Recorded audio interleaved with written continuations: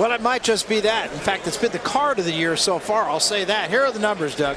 Yeah, the main thing that sets these two apart is age. Valero at age 27 is 12 years younger than Antonio Pitalua. Pitalua, an inch taller, has an inch in reach. So those are the numbers in this fight. These are two guys, as we said, will not take a backward step. What's more the rules, It's Doug? the unified rules of boxing. There is no 3 knockdown rule. There is no standing 8 count. A fighter cannot be saved by the bell in any round, and only the referee can stop the fight. So the rules that we've been governed by for this entire card. And this is our main event. Entering the arena, Antonio Pitalua.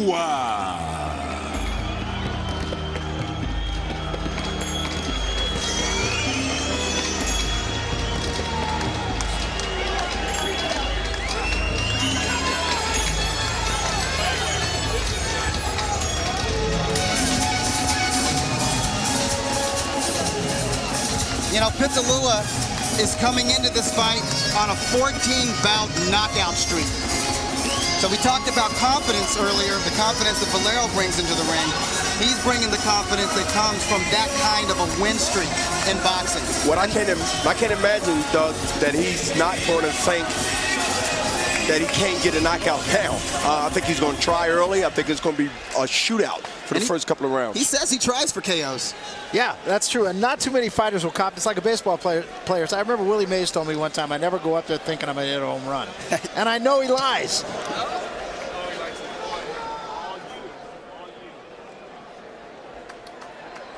His opponent, Edwin Valero.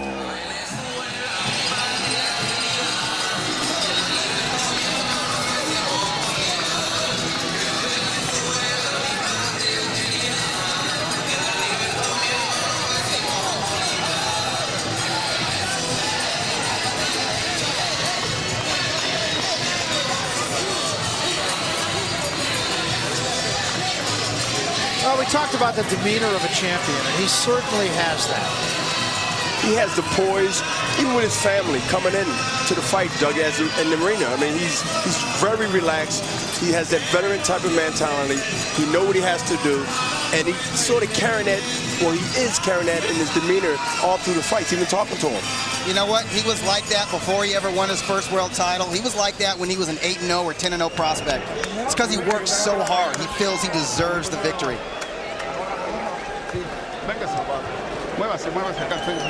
So with that, both fighters now in the ring.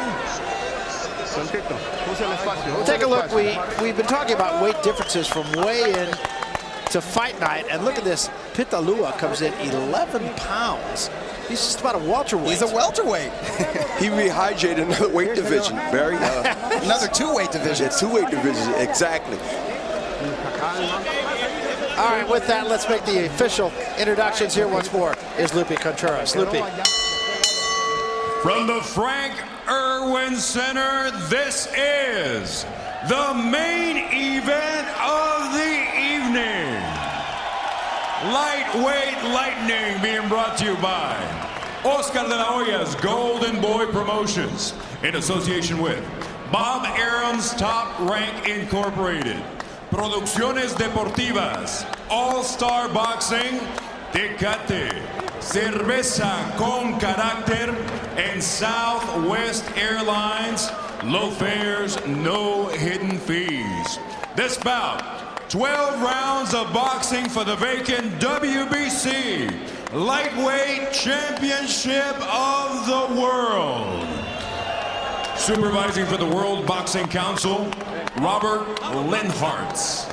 The judges scoring this bout are Don Griffin, Jurgen Longos, and Gail Van Hoy. The referee, Lawrence Cole.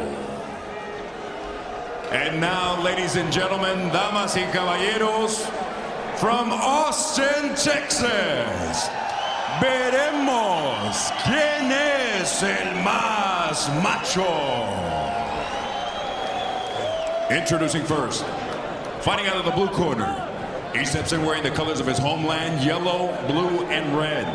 weighing in officially at 134.5 pounds. As a professional, he maintains an undefeated record consisting of 24 victories.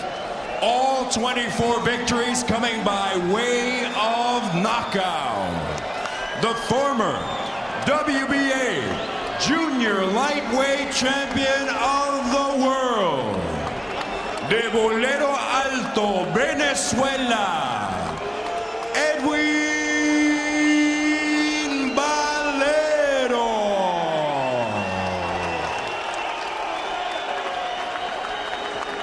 His opponent across the ring in the red corner. He steps in wearing blue, trimmed in gold and red. Weighing in officially at 135 pounds.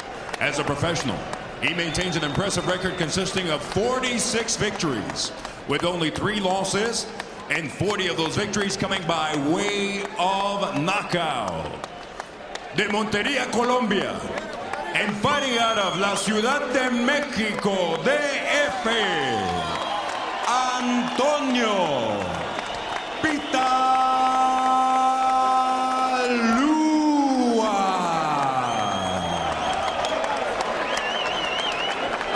Erwin. Antonio. Erwin. Erwin.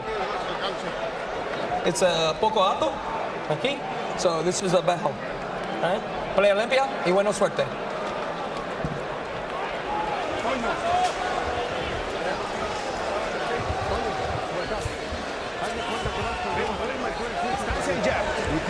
Y salga cuando suena la campana, sale para lado. Manténgase a su lado todo el tiempo. So we are set to go with this 12-round WBC Lightweight Championship fight.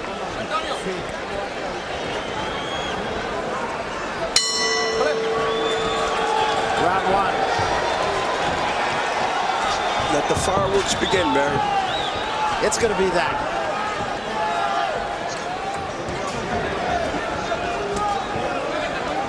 A lot of tension right now. Valero with trunks the color of the Venezuelan flag. I mean, both of these guys are giving each other stares. If they can throw punches, boy, trust me, both of them be knocked down right now. But, you know, this is going to heat up real quick.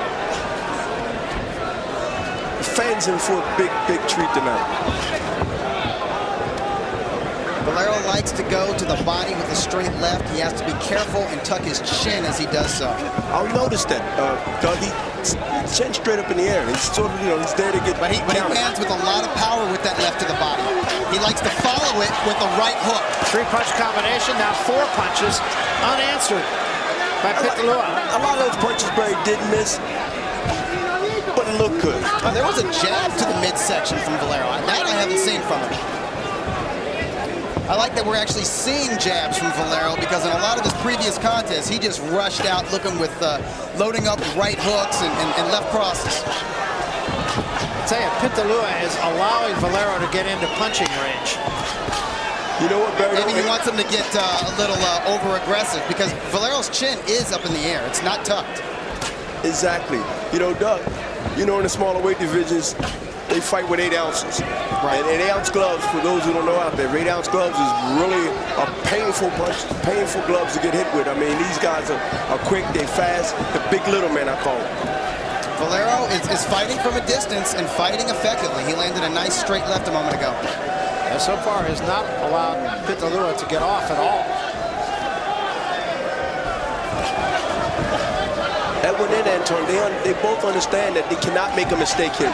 It seems you get that feeling that they don't want to waste any ammunition. Yeah, well, they're like anyone else. They can look at the record and see how many knockout each other has, you know. And I'm sure it's not often in their career that they fight someone who has a high knockout percentage like they have.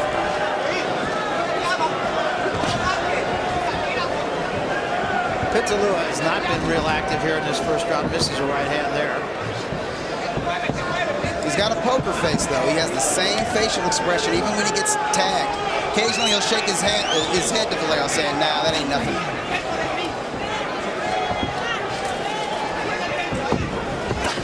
Valero's there to react to anything, or at least it looks like anything that Antonio tried to do. radar. He got hit with a big right hand. He just got hit with the right hand. That's right. Sure did.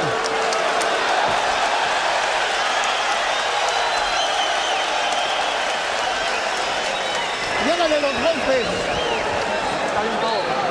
Tranquilito. Siéntate, siéntate, siéntate. Siéntate. Sit down. Mira. Sit down. Tranquilo. Be real calm, Vamos tranquilo. Be a real trabajar. calm. Very Mira, la tranquil. izquierda muy a los pendejos no llega. Hey, throw that left hand and throw to the chest. Throw to the chest and come across to the right hand to the chin. To the chin. Okay, now don't forget the left hand on the jaw, okay? Se puede hasta de. So we can do it. We can do it. Hey, that won't work. We can do it. Throw that left. Throw that left. Siga trabajando así. Es cuestión de tiempo nada más. Keep on working like that. It's just a matter of time. Just a matter of time. A little at a time. Just a matter of time. Hey, don't stand too straight up though, okay? And watch that chin, okay? Not too straight up. Okay, let's go. A trabajar, Valero, okay? Well, saying exactly what you guys were pointing out. Be careful of that chin. Well, Doug pointed out earlier, and he's right. I mean, his chin, Edwin chin is straight up in the air. And let's see if he listens to his corner. And right hand, short right hand, knocks Pitalua right on his back, and he's in trouble. Both legs are He's in big trouble. This fight may not go much further.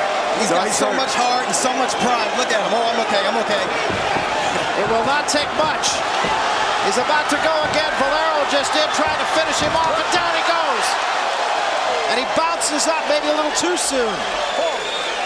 And his legs are still shot. He's talking to Lawrence Cole, saying, hey, I'm all good, man. I'm all good. I don't think he is. A long way to go in this round. Pitalua in retreat. About 7 unanswered punches, and that's it. It's over just like that.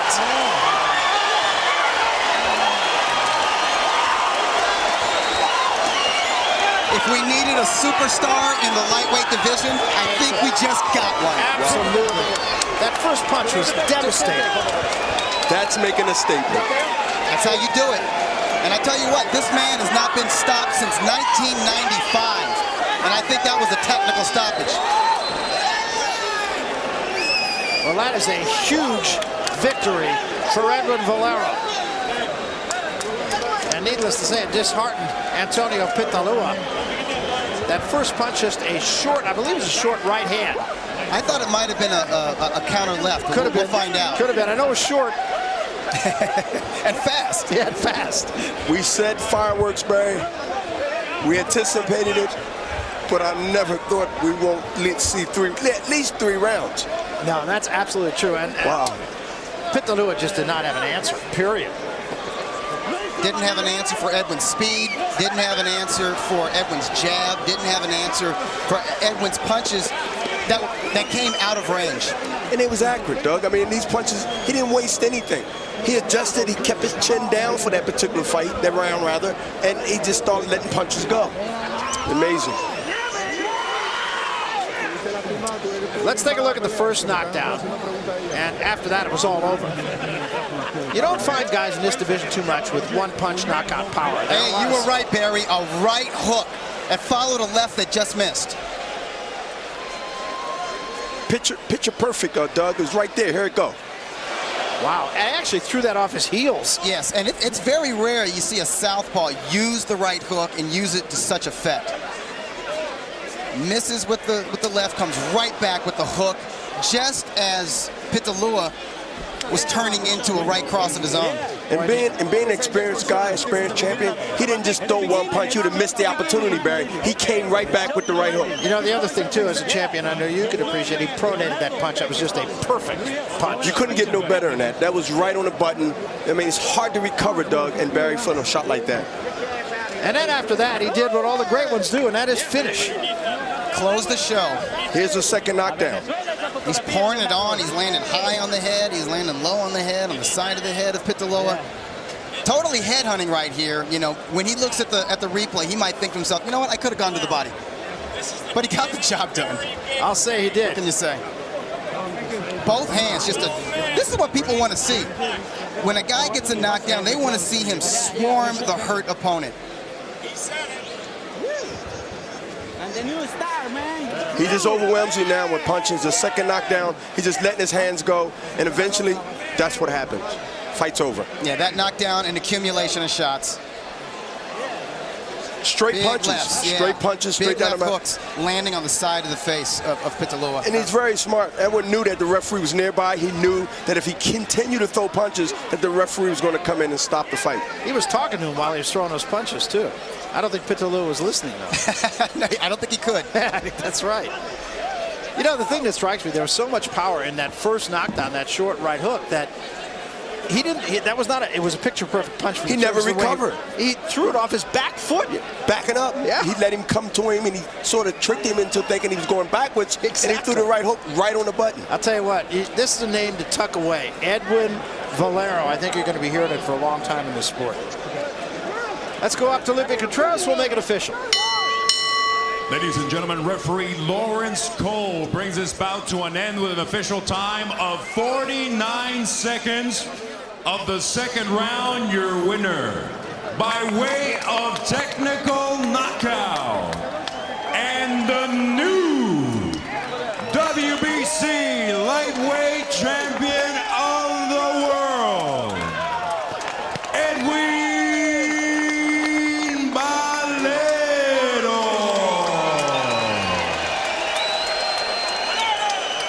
Well, to say that was impressive is to make a great understatement. I mean, that was a tremendous performance by Edwin Valero.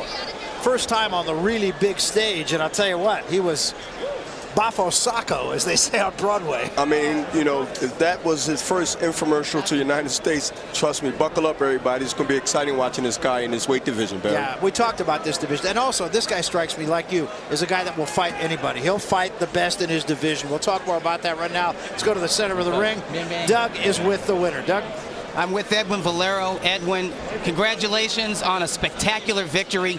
You wanted to make a statement coming into this fight. You needed to make a statement to show the American fans who you are. Do you feel you made a statement? ¿Querías dejar impresión? ¿Crees tú que la dejaste? Por completo, por completo. Demostré una vez más que hay mucho poder en mis manos. Completely. I really demonstrated there's a lot of power in my hands, either hand, both hands. Pitalua came in here on a 14-fight win streak. He's always tough. Did you think that you could take him out this early? Pitalua vino con 14 victorias consecutivas. ¿Crees tú que lo podías separar así tan fácil? Yo una vez en las conferencias de prensa dije, en cuanto cometa un error y conecte un golpe sólido, Pitalua se cae. Y quien sea se cae, no solamente. I said in the press conference, as soon as he made a mistake and I could land one good punch, he would go. And not only him, but anybody. So you did that to Pitalua. You feel that you can do that to the best fighters in the lightweight division? ¿Crees tú que puedes hacer eso con los demás en la división, los mejores? Si conecto un golpe, por supuesto que lo haría. Con igual. Exactamente igual.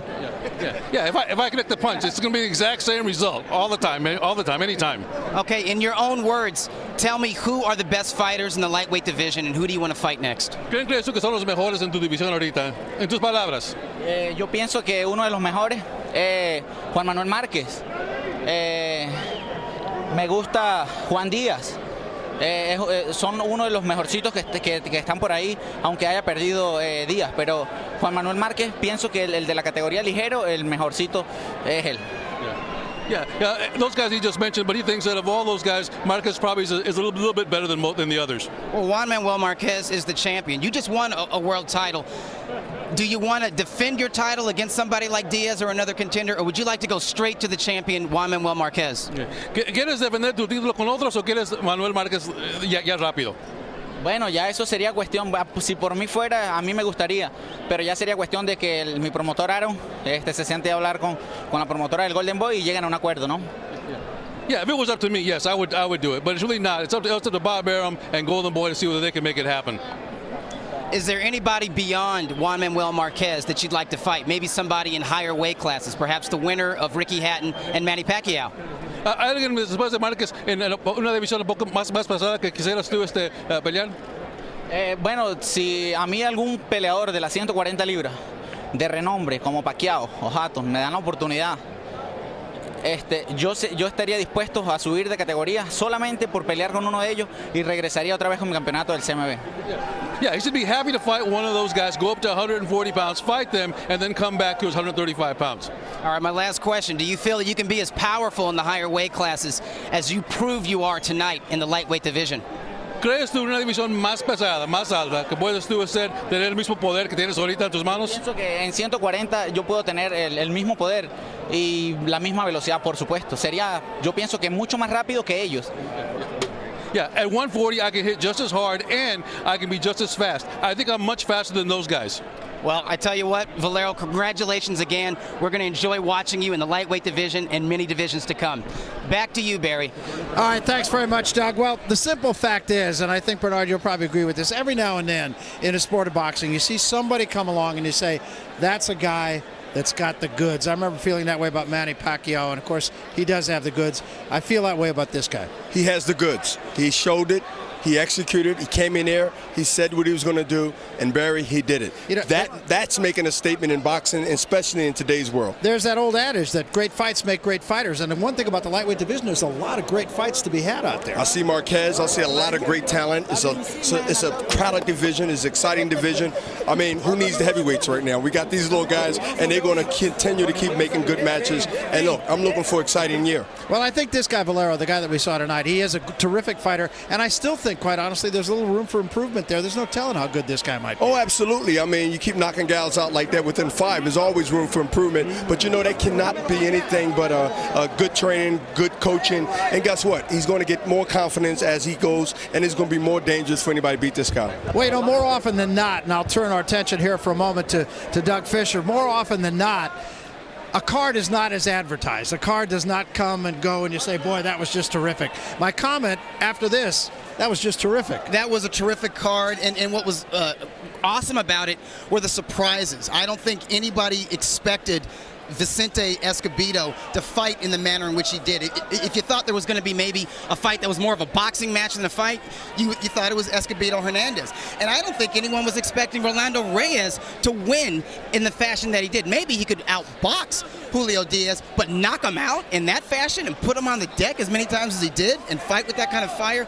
There were surprises, and there are now new faces, new blood in the lightweight division. Absolutely. I want to get, before we look back on the night, which we will do, and some of those fights that you just talked about, I want to get your impressions of Valero. I mean, we were talking a little bit earlier just before you got here about the fact that every now and then somebody comes along and you just kind of open your eyes and say, wow, this guy is the real deal. That's the way I feel about him. That's the way I've felt about Edwin Valero since I first saw him train back in 2003. I met this guy when he was an 8-0 prospect, and he just had the look, he had the act, he behaves like a champion outside of the ring and inside of the ring. But you know what? Boxing can be a negative sport, and sometimes there's a lot of skepticism out there, and you start to doubt, like, is this guy as good as I thought he was? And it takes it's the real stars, the real champions, who prove the hype. They back up what you think might be of them, and